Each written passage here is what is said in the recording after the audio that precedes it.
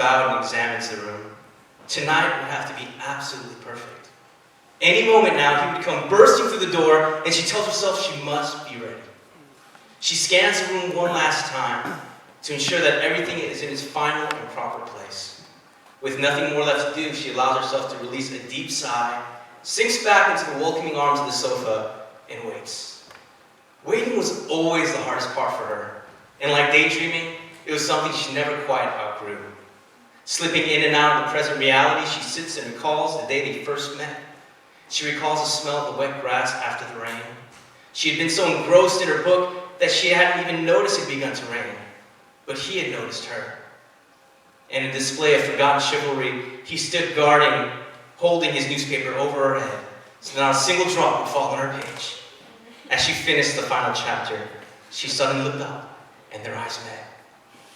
Then she noticed him. Swept along by the current of her memories, she's jolted back to the present by the sound of the jostling of the keys, followed by the familiar turning of the lock. Her heart swells with anticipation, and before she even realizes it, she's running to open the door. She catches the surprised look on his face as his keys dangle from the lock, and she loves him all the more for it. Like a child on Christmas, she grabs his hands and forgets all of her composure and all of her rehearsed lines, and she ushers him into their new home and begins to describe in detail all the work she has done. She shows him how she's arranged the furniture to make their cozy apartment feel bigger than it actually is, and how the once out-of-place table now perfectly complements the warm but still comfortable sofa. She's beaming and proud, but he neither looks at nor notices any of these things. Instead, he watches her the entire time, etching this moment into his memory. He reaches out and gently gathers her into his arms. She feels his breath against her face, warmer than any sun she had ever known. In that moment, she realizes that he is her own. He will always be her own. As they are lost in this exquisite embrace, one can no longer tell where one starts and the other begins. Even the clocks on the wall seem to be awed into a moment of silence. The food on the table remains untouched, but their souls are satisfied by the richest of fare. As the clocks are drawn back to the slow tick-tock of time, the couple joins in and they dance.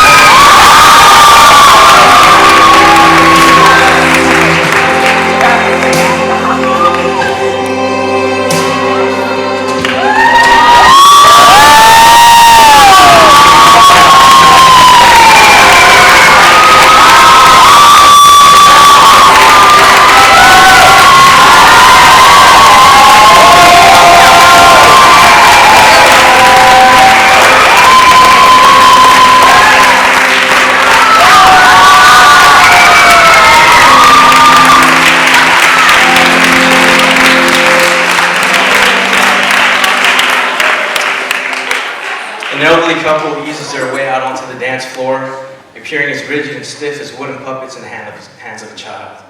No one pays him much attention.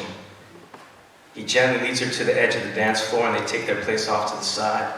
They move methodically at first, like a grandfather clock whose gears have not been rotated in some time. They appear out of place, surrounded by the more vibrant couples that are swinging and thrashing about with youthful vigor.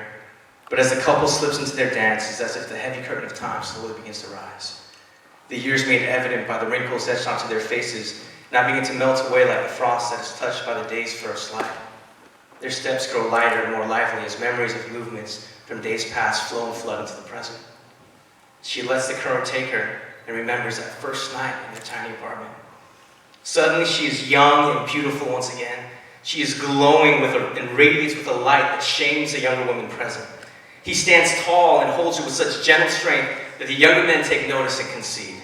The dance floor is now completely theirs, but to the couple, they were the only ones dancing the entire time. They begin to give themselves over to each other, fully trusting and knowing where the other will be before the next step, anticipating and interpreting the slightest gesture.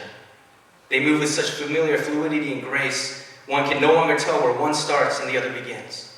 No longer bound or constricted by the rhythm or by time, they move only to the beating of their finely tuned hearts. She leans into him and closes her eyes. And once more she hears the jostling of the keys, the turning of the lock, and her heart races towards the one she loves.